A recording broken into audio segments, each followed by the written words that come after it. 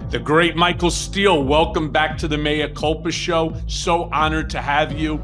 Lots going on, not just in your world, but in our joint world. I want to start off by talking about yesterday's Wisconsin Supreme Court race. And despite Elon Musk funneling in more than $25 million into this court race, the GOP still lost. Now, the right-wing candidate hammered culture wars, right? These culture war issues, while the Democrat basically focused on voting rights and abortion access. Right. My question to you is this proof that GOP messaging is finally being seen as out of touch with the voters, even in a swing state like Wisconsin? No, I don't think so. I think this race boiled down more to Elon Musk than Donald Trump or GOP messaging. I think, Wisconsinites are a very particular kind of voter. They know their place and their role in politics. And they do not cotton well to outside influences. That's nothing new. It is something that if anyone took the time to understand what how the good people of Wisconsin view their political power, if you will, it's not easily influenced. And it's one of those things that when you come in, as you noted, to drop $25 million in a state race for the Supreme Court? Are you kidding me? Right. I mean, you're not running for governor, and you're running for the state Supreme Court. There are going to be a lot of pissed off people, and there were. I think the second piece of this, the takeaway, is how effectively Donald Trump used Elon Musk as a shield. So in other words, if they had won this race, Donald Trump would have been out front beating his breast about the victory. And taking credit for it. I had my man Elon go in and do his thing and what have we heard from Donald Trump about the race and Elon's complete pancake on that race? Very little. And so that's one other piece. And the third piece, to your point about messaging, the GOP has no messaging other than what Donald Trump goes out and dribbles from his mouth. There's no coherent conversation. They didn't want to have a messaging around abortion rights, which were certainly a subtext on the ballot. They didn't have any messaging around the deconstruction of the federal government because, again, this being a state race for the judiciary, they didn't want to mix those apples and oranges in terms of the types of cases that could come before that court. And so they just largely stay out of it. They left it to Elon. Elon went in, thought he could throw around cash, pay off voters with $1 million check or $20 checks on election day, with all of which is illegal, and get away with it. And he didn't. No, he did not. I mean, it's funny because this massive investment, and that's really the only way to describe it, $25+ million into a Supreme Court race, right? It's just a massive investment into it. Really what the, appearances, it suggested that billionaires believe that they can buy elections. And obviously, this is a referendum on demonstrating that the American people, that our vote is not for sale. And even with the unlimited money, I appreciate the approach. I'm not going to go that far yet. I think that what happened in Wisconsin is particular to Wisconsin. I think the test is still out there to see if that statement is an accurate one. I think there may be some elections out there where Elon can get away with bribing voters. And that's an unfortunate thing to say. But I think there's so much volatility in our election process right now. You have the president announcing an executive order last week in which there's going to be further deconstruction of that process. Yes, I'm all for voter identifications, have argued for that for a long time. But what Trump is talking about is not consistent with the idea of getting voters legally and legitimately to the polls. This is more an effort to prevent that from happening, along with other efforts. And we'll see how something like dropping a lot of cash into future races will play out. You've got two big races coming up this November, Michael, which I know you're going to follow: Virginia governor's race, New Jersey governor's race. Both will be bellwethers, as they were for me in 2009, setting up 2010. How is this going to set up what the 2026 elections look like for Republicans? And certainly, how do Democrats respond to that? So I'm not all in on this. Oh, voters have shown that they can't be bought. One state Supreme Court election. That's not the same as running for Congress. That's not the same. And we've already seen some Congressman members already get bought off. They've already been bought off because they're parroting what Elon wants them to parrot in order for him to max out their campaign contributions to them. So I'm just not there yet. But this is a sign that from other aspects that voters are not going to be so easily gullible to the ideas of what Trump and MAGA are putting out there in these various elections this November and next November, particularly given the impact that it's having on them personally. That still hasn't been felt yet. And you and I've talked about that. The other side of all of this deconstruction of the administrative state are real people who need real services that will no longer have access to those services, that will no longer have access to those support systems, and how do voters respond then will be a greater tell than how much money is thrown around in campaigns. Yeah, you see, the way I see it exactly the way you do. Right now, you have groups of individuals, veterans, the elderly, children with childhood diseases, and just a plethora of issues where there is nothing but uncertainty. And it's the uncertainty that is giving everybody more agita, more angst, and so on. But you hit the nail right on the head here. What happens when that uncertainty becomes a reality? When, as you were so forceful when you were on your weekend show, when you were talking about, for example, Lutnick's statement about how his mother-in-law wouldn't worry, when that becomes a reality and it starts to hit individuals in their pockets, they can't buy the new car that they need. They can't afford groceries. They can't afford their medication. They can't afford rent. Their Social Security checks aren't coming. If you're a veteran, you're not getting the service and the support that you need, either for your physical or your mental condition, right? And on and on and on, with more cuts being made by DOGE. I believe that these are deeply unpopular Republican agendas. And when it finally comes home and it's no longer just the uncertainty, but it becomes the reality, then I think that this message that I don't give a shit how much money that you try to funnel into a race, we don't care. Yeah, I agree with that 100%. And that for me is a more compelling storyline than what we witnessed last night. Look, the funk of Elon Musk in our body politic is real. The funk of Stephen Miller and so many others in this administration, Kash Patel, Crazy Eyes, all of these guys, still will have to come to truth moment when they have to confront the impact that voters are feeling from their decisions. There will be no escape here. Elon Musk can only be so much of a heat shield for Donald Trump.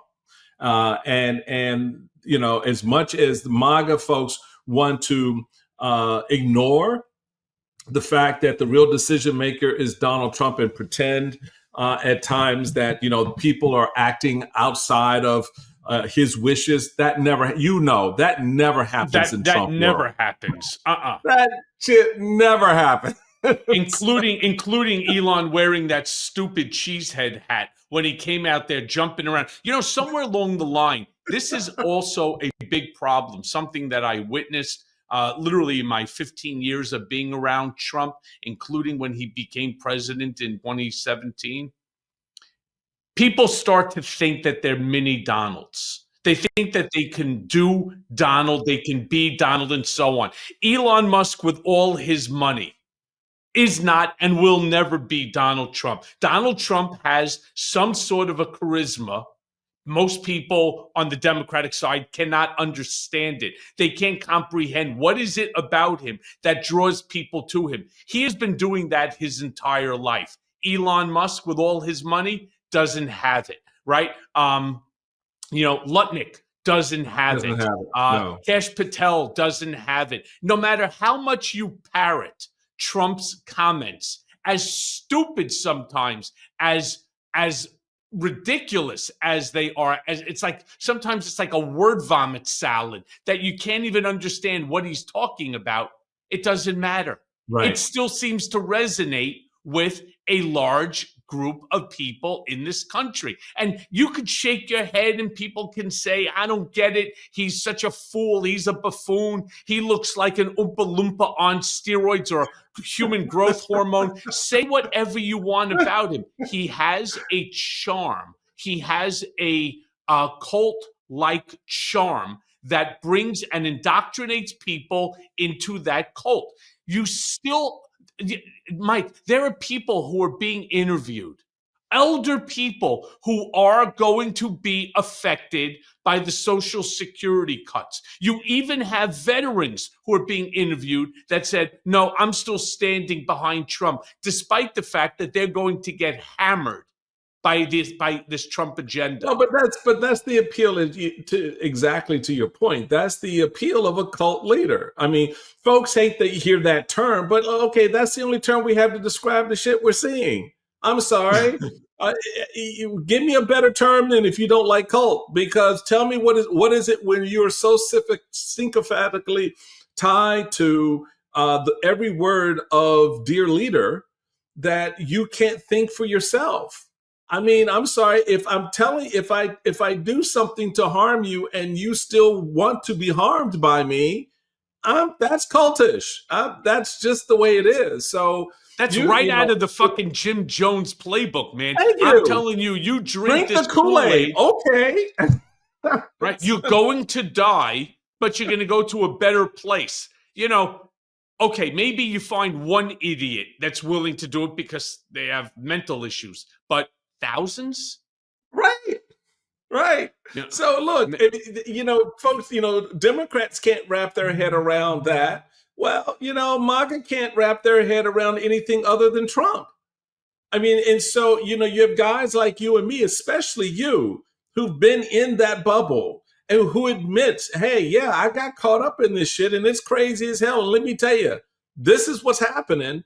And they don't want to listen to you. I mean, that's the part I've yet to figure out, how you can so totally discount the words of someone like Michael Cohen. Michael Cohen said, look, yeah, Donald Trump is going to do X, Y, and Z, and this is why he's doing it. Everybody said, no, he's not. I'm like, and then all of a sudden, he's doing it. And then he's doing it. This was the guy who did the shit that you're now complaining about. And he's telling you.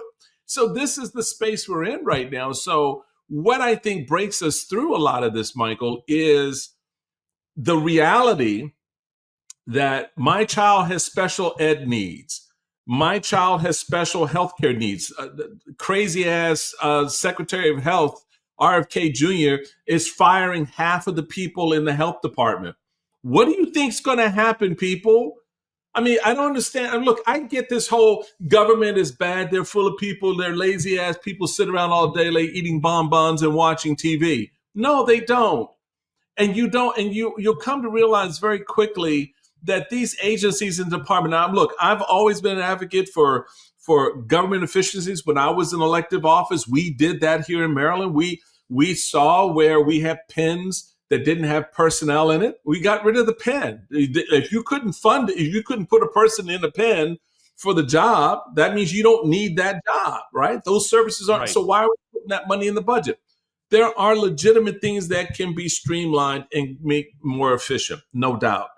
But to wholesale take a hatchet to wide swaths of the federal government, you start to hit bone, and the bone is the people. And when they feel that, that's when this is going to become real for Donald Trump. And there's no amount of cultish behavior that's going to be a salve for a lot of people out there who are in pain.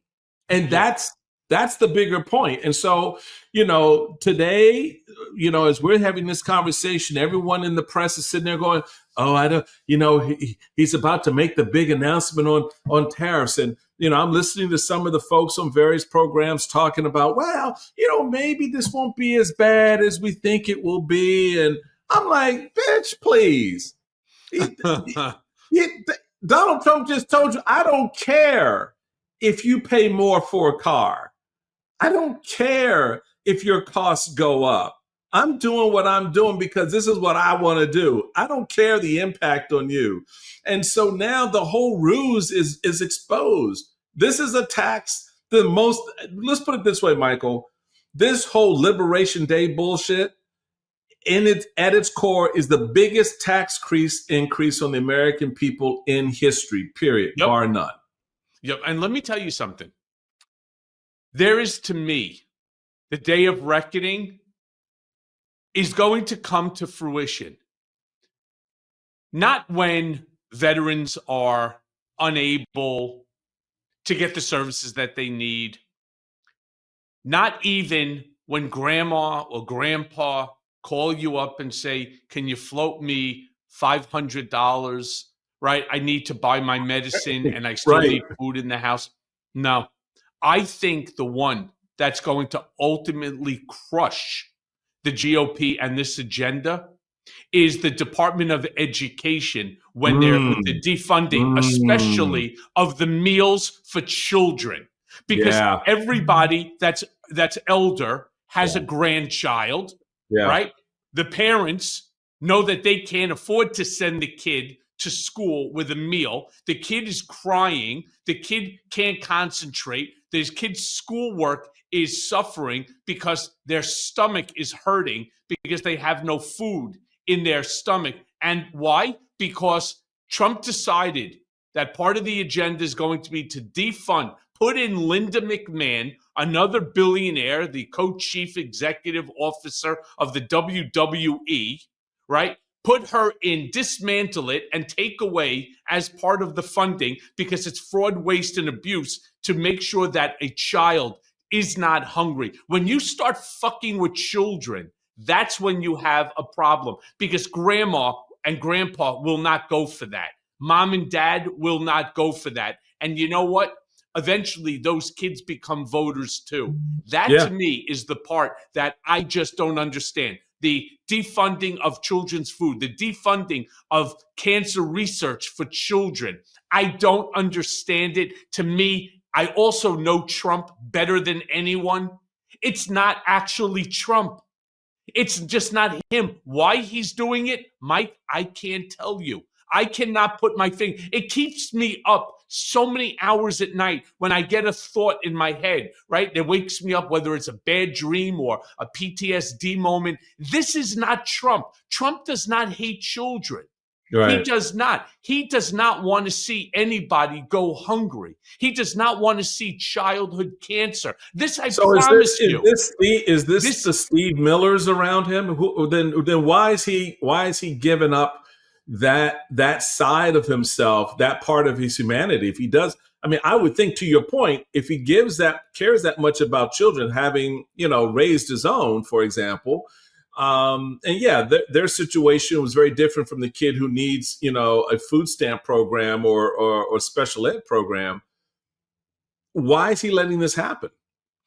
It's all Project 2025. It's the dismantling of government institutions, agencies, departments, and so on. Why he's allowing, whether it's the Steve Millers, the Steve Bannons, whether it's the Project 2025s, to dictate his agenda, it's because he's lazy.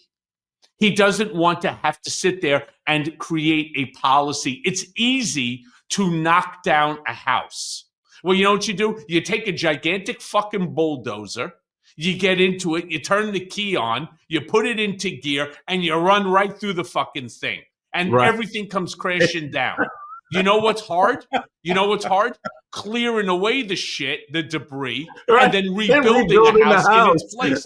Right. That takes time and effort. Smashing something takes no effort at all. And he's willing to allow these people to basically put a shit stain on whatever legacy he could possibly have simply by following their direction. Talk about following of a bad direction, right? The branding of April 2nd as D-Day, as Liberation Day, where he's going to now impose these sweeping tariffs on China, Mexico, the EU, basically, according to him, every single country.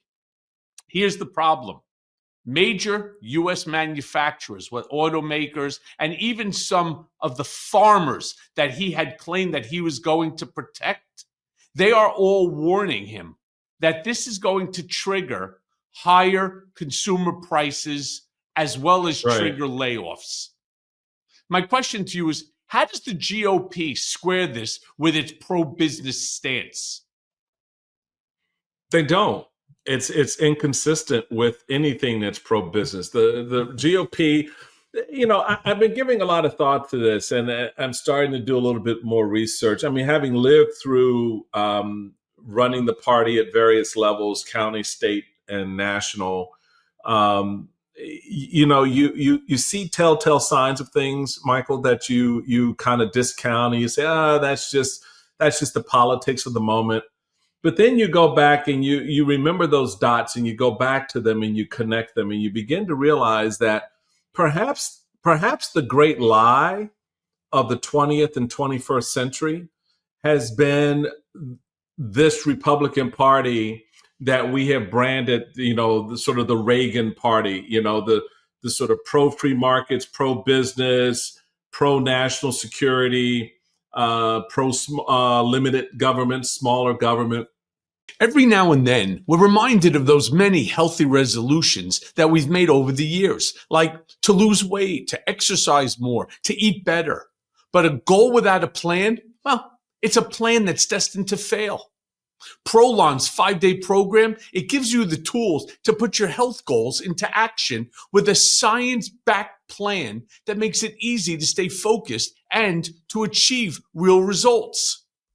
Prolon's fasting mimicking diet, well, it's a revolutionary plant-based nutrition program that nourishes the body while making cells believe that they're fasting. Researched and developed for decades at USC's Longevity Institute and backed by leading U.S. medical centers, Prolon helps support healthy blood sugar, enhanced skin appearance, fat loss, and improved energy and focus post-fast. Now, it all starts with their 5-day program. Snacks, soups, and beverages, all designed to keep your body in a fasting state. No guesswork and no planning required. 3 consecutive cycles of Prolon have been shown to reduce your biological age score by an average of, get a load of this, 2.5 years. And your waist circumference, by 1.5 inches. Prolon is fasting with food. That's right. It's fasting, but with food. It all starts with Prolon's 5-day program. Again, snacks, soups, beverages, all designed to make your body think that it's fasting. So let me be clear. I did the 5-day program and I feel much better. Prolon, really, it's not like any other diet that I've tried. Because you know why? It's not a diet. It's truly science.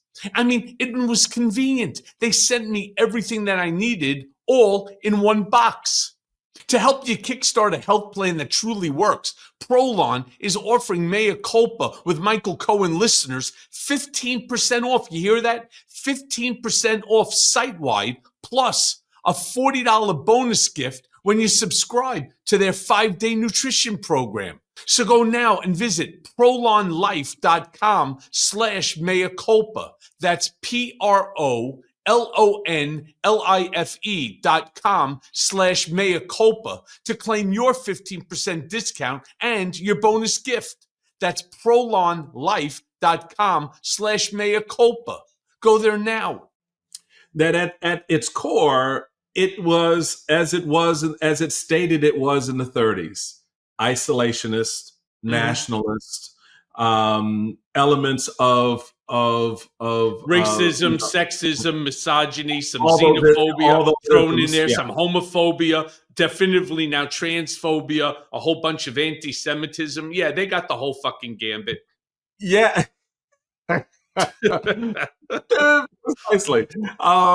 And so maybe that's the thing. So, maybe we need to just stop this bullshit reasoning that, we've got to get the party back to what it once was. No, the party is kind of where it's probably always been. And so the fact that there's not a Republican who is willing to use one of their balls, let alone both of them, to stand up to Trump and say, we're free market entrepreneurs. We're not isolationist, tariff seekers. We know what tariffs can do. We have seen the impact in the 30s and the 40s from the misuse and the lack of seriousness around tariff policy, and so it's for me. This is who we are. I don't expect them to do or say anything any differently. So the transformation may be what Trump has been able to do over the 10 years that he's had control of the party, and literally the 14 or 15 years in which he was seed betting a lot of the Republican voters with, through his appearances on television and hanging around women in the pageants and all those cultural things that they seem to identify with him. He's just exposed it. He's just saying, this is who you really are. Be comfortable with that. Be okay with that. And Republican leaders are like, finally, yes, this is who we are. So what I think has to happen is there will be voices emerging that will articulate that other perspective, the one that I hold about free markets and the value of our allies in NATO, standing with Ukraine, arguing against the deconstruction of the federal government to the point where it becomes useless, and articulate those positions against what this Republican Party is, not what it's become, but what it is, and what it probably always has been. Because as you know, Michael, we have had these bouts within the party before. We have danced with the John Birch Society. We embraced the Southern strategy. We, leveled up the deconstruction of the civil rights movement by embracing Barry Goldwater in the 1964 election. Right. Even Reagan himself launched his campaign in the heart of Mississippi in a way to embrace white segregationist men. So it's that core is there. And I think for Republicans like me and others, it's just coming to the realization that maybe we were in an effort that wasn't real, that at the end of the day, Trump was really has been the fullest expression of what Republicans are, and not Reagan, not Eisenhower, not Bush. Wow. Meanwhile, right? So 27, and again, it's one thing when Trump says something. he's going to do this. He's going to do I can do it in 24 hours. So everything can be done in 24 hours. It'll be done before I even enter the White House. And so in 27 of 29 top U.S. economists, almost, right? 27 of 29 stated emphatically that tariffs are essentially another tax on American consumers.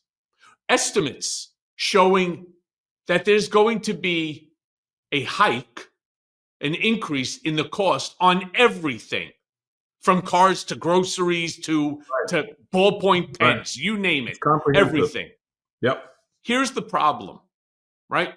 Do you see voters understanding this entire concept of tariffs? You know, after the election of Trump, right now in 2024, the number one most Google question was, what is a tariff? What is a tariff? Yeah.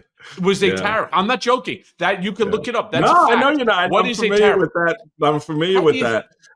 How do you think this is going to play out politically when every time you go, right now you go to the supermarket, you walk out with like one, maybe two bags, it's like $250, right? Yeah. Now you're going to walk out with 3/4 of one bag for the same $250. I think that this revolt is going to take place when their wallets take a hit. Yeah, I think that's right. And I think that's one of the concerns Republicans have going into the midterm elections. Donald Trump is not on the ballot, but every Republican is. And so like we've seen in 2006, like we've seen in 2010, political parties that fall out of favor with the voters pay a dear price. And 2006, it was the voters were fed up with George Bush and the war in Iraq. They were pissed off about the state of the economy, which was heading into recession, and we paid a dear price at the ballot box in 2006. In 2010. Voters were bothered to no end about the emasculation of the healthcare system. They did not want government standing between them and their doctors. They were concerned about, we were still in the throes of recovery from the economics, to your point, of the crash of 2008 and 2009 in the housing market. And Democrats paid a dear price at the ballot box in 2010. This period is set up just like that. And it is compounded, Michael, because it's not just the economic piece. It's not just, what the price of gas and eggs are, but it is also what is my ability to access the services I need for my parents to get their Social Security check, to get their Medicaid payments and Medicare services done. And so you now have this compounding of all of this for a lot of Americans. And that's, to your point, where that sweet spot, which ain't going to be so sweet for Republicans, lands in November of next year. The thinking is, and this is the bullshit you're hearing from Republican members, that, yes, there'll be a little pain up front, but, this will get so much better on the back end. Well, okay, all right. But when does the pain start up front, right? Because we're already And how long does it last? There you go. Right. So you can sit there and talk all you want about pain up front. But if the pain up front lasts 6 months, if the pain up front lasts well into next year, that will be remembered by voters. Remember, the Biden took a hit even as the economy was recovering. Why? Because voters were still feeling the initial pain from it. Mm-hmm.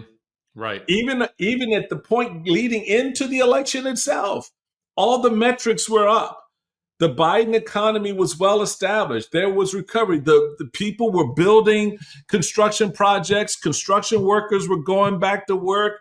the impact, the initial impact of 10% inflation and higher gas prices, higher egg prices, higher et cetera, all of that was still in the economic reality for voters. And guess what? Democrats paid the price at the ballot box, even though the economy at that point was well into recovery. And the markets reflected that. The Dow broke 40,000. All these good things were happening. 401ks were up. Well, guess what? 401ks are down, right? And the price of eggs, yes, is coming down, but everything else is going up. So this is the reality that, to your point, is going to be realized by a lot of voters. And we'll see it play out this November in Virginia and New Jersey, just as we saw it play out in the special election for the state Supreme Court in Wisconsin. And we didn't talk about the two congressional races in Florida that were R plus 30 districts, meaning those are about as blood red as you can get. And the Democrats basically lost those. Yeah, they lost, but the margin by which they lost was barely double digits. And that tells you that even Republicans in very red districts are starting to feel exactly the very thing you're talking about. Yeah, which is crazy because it's like this administration, they believe that just by saying something that they could make it into a reality. All you need to do is go back take a look historically, from the fallout, for example, of Trump's 2018 tariffs, where manufacturing job losses outweighed any gains. All right. Then you have Press Secretary Carolyn Leavitt. She comes out there and starts to spew. I call her Bullshit Barbie, where Bullshit Barbie gets up there, right? And with anger, I mean, it's like when these journalists don't do the press conferences if you don't want to give a legitimate answer. But she gets angry if you ask a question that is to provide an answer. Anything different than Donald Trump is the greatest, the smartest, the best businessman. He's the negotiator in chief. He's Superman reincarnate. If you ask a question that's different, she gets angry and she really comes at you with so much misinformation and disinformation, talking about how Trump's 2018 tariffs was an economic boom for this country. Why do you think that they're doubling down on what they know to be factually failed economic policy? So I'm glad you brought that up on a number of levels. So first off, the Bullshit Barbie is okay, folks. It is going to be a meme. He just coined it. Trust me. Trademark that with Von Shits and Pants and Shady Vans. All right, so let's start with the easy part here first. What she does every day is performative bullshit for one person, period. She comes out and shows how angry every answer is given with anger. It's given with this underlying sort of dismissive, haughty, how ignorant of you. To your point, you don't know how smart Donald Trump really is. You don't know how clever he really is. How dare you ask the question? That's all bullshit. And she's doing that for Trump because the other press secretaries before weren't as effective at it as she is. She actually makes you, when you listen to her, you grit your teeth and you want to take a shower afterwards. That's how grimy and nasty you feel when she answers any question. But that's how she wants you to feel because that's what appeals to Trump.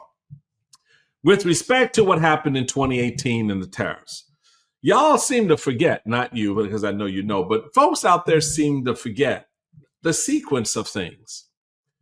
Donald Trump imposed those tariffs when?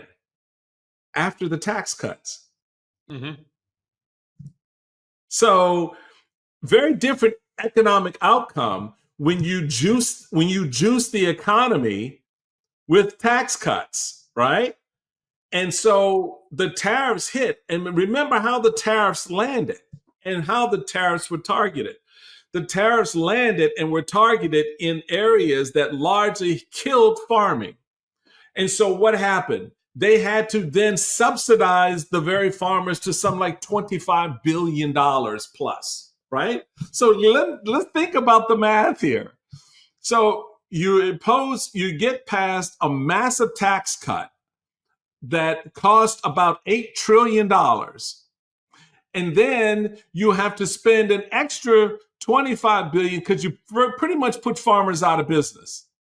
So all of this conversation around, welfare and government spending was largely bullshit because the government had to create welfare and spending to save the farming industry.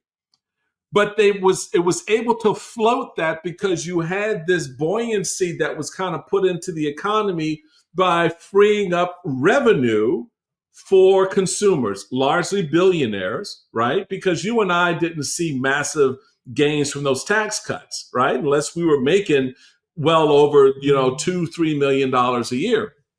So the reality was you had this extra juice in the economy that helped, at least initially, kind of get through, help the markets get through the imposition of those tariffs. And the fact that, and a lot of Republicans, Michael, like to make the argument, well, if tariffs are so bad, why did Joe Biden keep the tariffs in place? Stupid one. Let me explain to you what you're not saying. And what you're not saying is the fact that he kept in place the tariffs on China.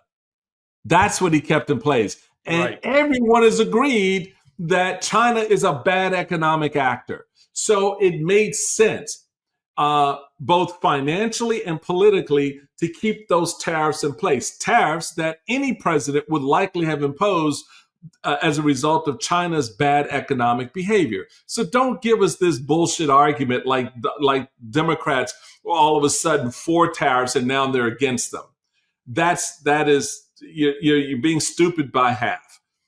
The rest of the story now is you are imposing these tariffs with the question mark around whether or not the tax cuts are going to get re-upped, which is why you're trying to cleave government in half, because you need to take money from Social Security to pay for those tax cuts in order to buffet what's going to happen with the tariffs. And so everything is a little bit ass backwards this time because the tax cuts weren't in place, are expired, that are in place are expiring. So that has an economic impact to the negative. At least it creates a question. Number two, you're imposing tariffs on the entire world, not just China, right? So that's going to have an economic impact.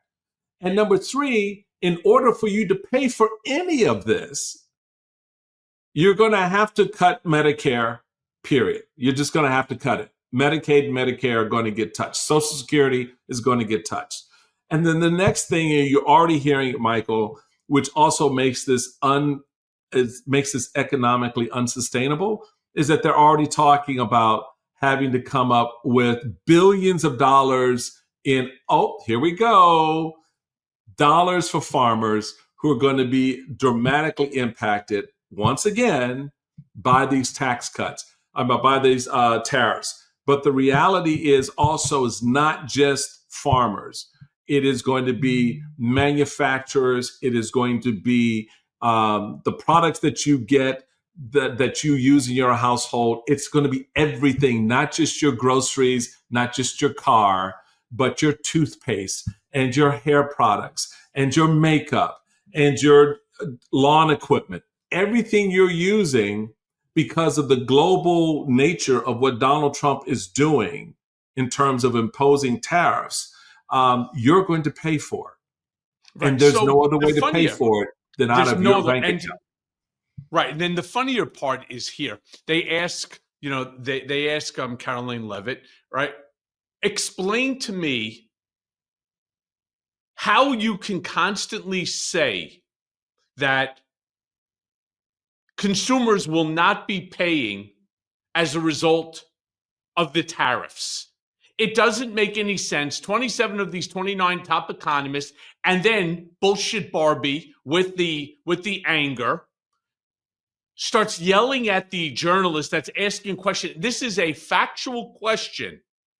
She then demonstrates her anger about the fact that you would question my intelligence as it relates to economic principles. This episode of Mea Culpa is brought to you by Graza, my new favorite olive oil. It's fresh, it's never blended, and it comes from a single type of olive, the Picual, straight out of Jaén, Spain, where over half of the world's olive oil is produced. So why Graza? Single origin goodness, that's why. Only one olive from one region. No mysterious blends. That means a traceable, a fresher product without mixing in any low grade or unknown oils. It's super fun. It has squeeze and spray bottles too. So there's no more messy tins or drippy spouts. Just aim, squeeze, and go. I mean, there are 3 types for any task that you have. One, they have something called frizzle. That's their newest, with a higher 490 degree Fahrenheit smoke point, which is perfect for frying, crisping, or grilling. Sizzle at 410 degrees Fahrenheit, which is an everyday cooking oil for roasting, marinating, and sauteing. Then they have something called drizzle, which is a bold, a punchy finishing oil that you sprinkle on your salads, you dip your bread in, or even you top it off on your ice cream. Look, let me be clear. My daughter is the actual chef in the house, and she uses olive oil on everything from pastas to preparing steak. I mean, not only does this cook well, it smells delicious. Plus, as a healthy eater, Graza's extra virgin oils, they are loaded with those heart and brain friendly polyphenols. So it's good for you. Look, so here's what you get. You get 10% off your first order on Graza's site. But I personally suggest grabbing the trio. That's all the 3 squeezy bottles, the sizzle, the frizzle, and the drizzle, so that you're set for every style of cooking. So head right now to graza.co and use code Cohen to get 10% off of trio, which includes, again, sizzle, frizzle, and drizzle, and get to cooking your next chef quality meal. Again, head to Graza, graza.co, and use code Cohen, Cohen, to get 10% off the trio. And I love saying it, sizzle, frizzle, and drizzle. So get cooking now. Right? Yes, You are questioning my knowledge on the concept of tariffs and who ultimately pays for those increases. And despite all of your claims that it's manufacturers and the countries that are being tariffed, it is, hands down, by everybody's comprehension, the American consumer. She'll go on to say, President Trump, who is the greatest negotiator in the history of the world, who understands tariffs. Look at how well the country did as a result of Trump's 2018 tariffs. You need to stop questioning him. This is what she says, right? You need to stop questioning. You need to put your faith in what he is doing, and in the future, you will come back and thank him profusely for doing the things that he is doing, as opposed to the previous administration and the gross mistakes that they made that resulted in our failing economy. These are the comments that she makes. Well, she's full of shit, number one. She's not an economist, number 2. And if she does have an economic degree, then why the hell is she doing that job instead of doing another job? So she is, again, performing for Trump. Nothing she said should be taken seriously. In fact, I don't even know why reporters show up for those briefings.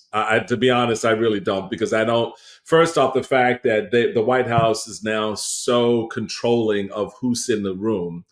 If I'm a legitimate news service, access to what? What are you getting access to? You're not even given access. You're not given access. You're sitting in the room and you're sitting there with your tape recorder listening to a bunch of bullshit lies coming at you. And then when you call it out, she gets mad at you. Really? That's your job now? That's your job, to listen to this woman just go off and harangue you with lies and bullshit, telling you, how dare you question my economic knowledge? Please, you don't have any economic knowledge. You have a notebook in front of you that's telling you what to say about the economy. That's the extent of your economic knowledge. You don't have a master's or PhD in economics. Last time I checked, I read your bio, didn't see that in there. So don't sit there and call me stupid for questioning how stupid you are in this moment, telling me to trust a man who couldn't make a casino work. Tell me, I mean, of all the businesses to fail, that's one. Right, somewhere along the line, the house is always supposed to win. The house is always supposed to win. Right?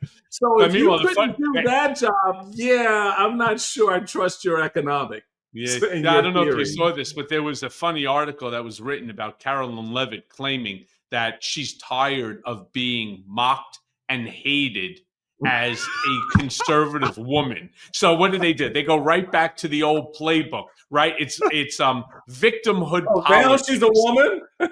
Yeah. So now she's a victim. Okay. Right. Gotcha. They go at the Democrats every time they, talk about the impact, the negative impact that misogyny has on women and and they bitch at them about all that stuff. And so now she's claiming that victimhood. I'm a conservative woman. Why are you coming after? Please. You're not buying it, huh? So look, on top of that, when you listen to these press conferences and they're talking about still Ukraine, right? They're still at war. They're still being attacked every single day.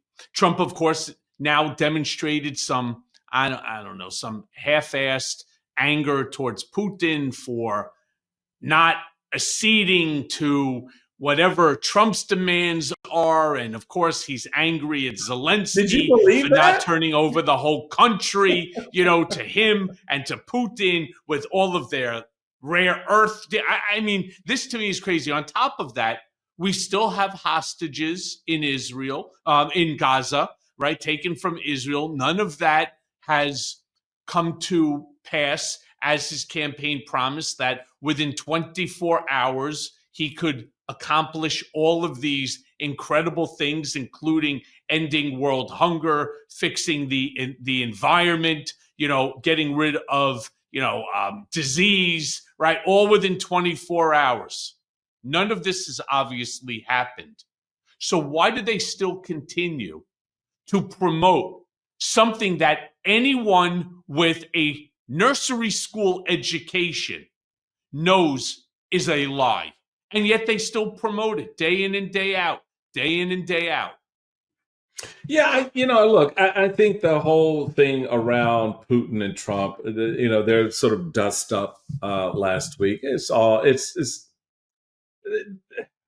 performative again. Donald Trump, at no time in his history, in politics or as president, has been sideways with Vladimir Putin.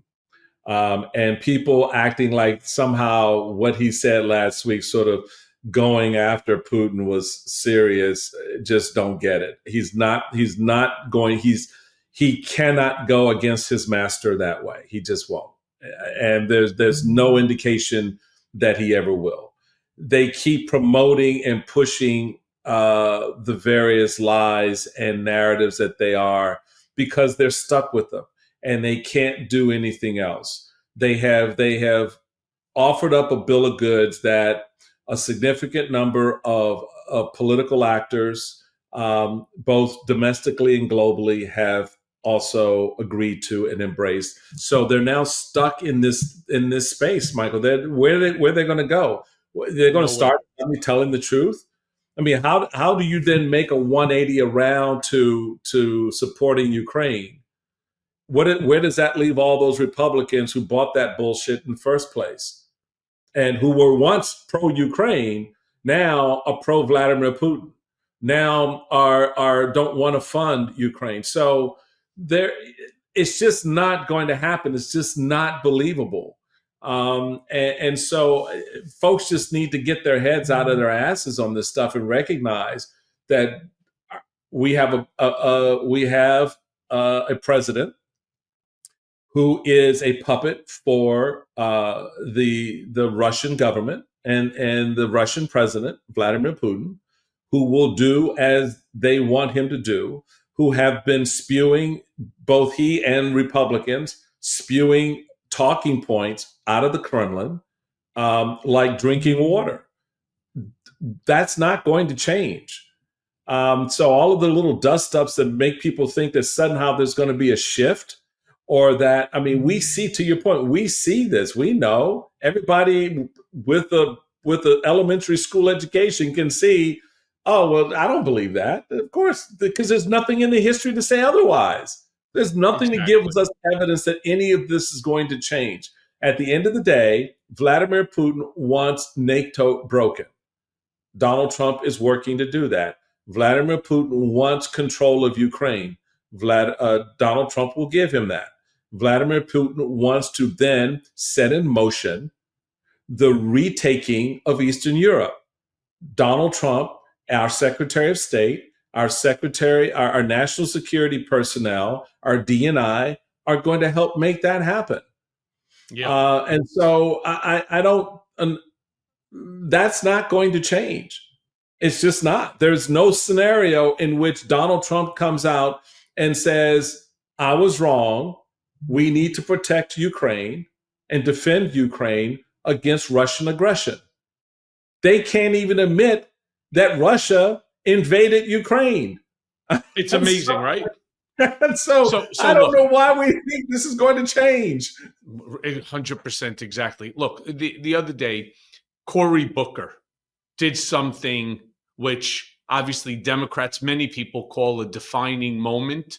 Republicans, of course, people like, a bunch of different Republicans calling it a political stunt. But he spoke for 25 plus straight hours in the Senate, railing against Trump, Musk, budget cuts, corporate welfare, all of it, right?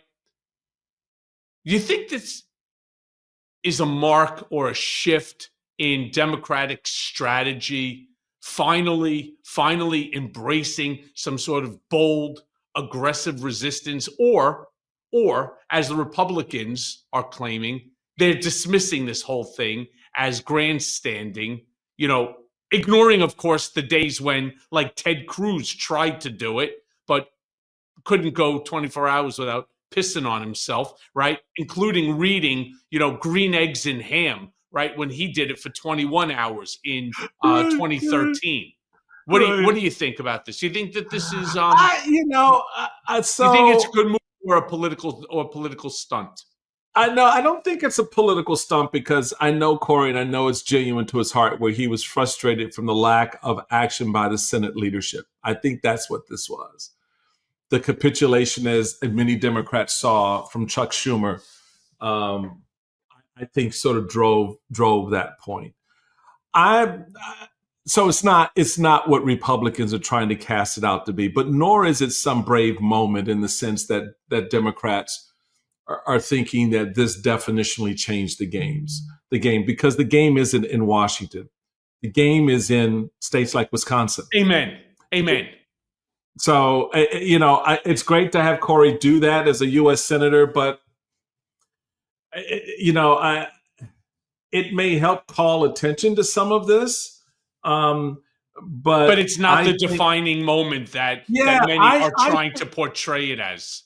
I think, to be honest, it's more in line with where AOC and Bernie Sanders are. It's out there getting 30,000 people in a room. It's a town hall meeting with 1,500 pissed off voters in red districts. That's, I think, more of the game changer. I think the symbolism of what he did is important. I think they need to move off of and downplay that he broke Strom Thurmond's record, because then that just kind of makes it an easy layup for Republicans to piss all over it. Oh, see, that was just all about trying to break a record and losing the substance of what the man said for 25 hours. He did not read from Green Eggs and Hams. He read from the Constitution. He read letters of women and men, of families that are struggling in this world that's being created by Donald Trump and Elon Musk. That's very powerful. I think now translating that back to the streets is the most important piece, because Democrats, irrespective of the speechifying and the great sound bites, need to fundamentally do two things. Understand why 10 million of their voters stayed home in 2024, and then figure out how to get them back to the polls, because that's the game. You don't win back the House if voters are still staying at home. If your voters are not prepared to go to the polls, and you cannot rely on